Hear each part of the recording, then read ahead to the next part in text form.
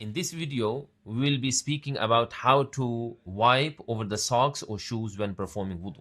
The first thing we need to understand is that when performing wudu, Islam permitted wiping over the socks or shoes instead of washing your bare feet out of ease for the worshippers so that they can show gratitude to Allah subhanahu wa ta'ala for this ease and this concession.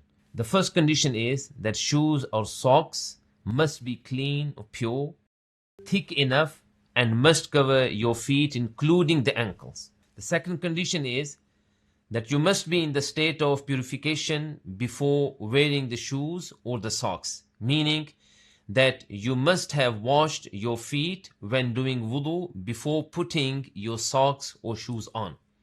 The third condition is that your socks or shoes may be wiped only when purifying from minor impurity. In other words, only if you intend to do wudu.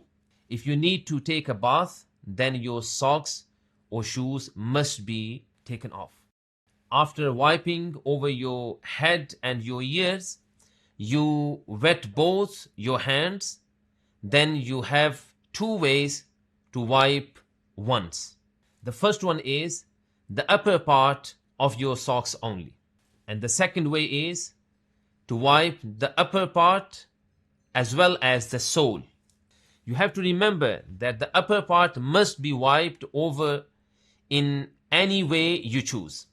The maximum time you can wipe over your socks or shoes as a non-traveler is 24 hours from the time of wiping first time. For example, I washed my feet when doing wudu for Salatul Fajr. Then I put my socks on while in the state of wudu.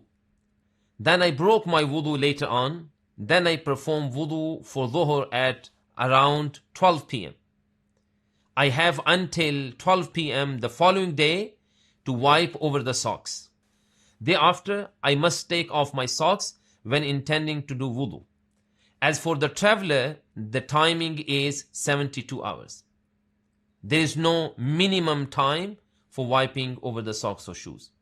The Prophet ﷺ stated 1 day and 1 night for the one who is not traveling and 3 days and 3 nights for the one who is traveling. To conclude, dear brothers and sisters in Islam, it is important to remember two things. First of all, to follow the guidelines mentioned, as the validity of your purification and by extent the validity of your salah depends on them. And secondly, to accept this concession when needed, as Islam is the religion of ease. Allah subhanahu wa ta'ala loves when his worshippers, when his slaves take his concessions. If you found this video helpful, please make sure to like, subscribe and share with your friends.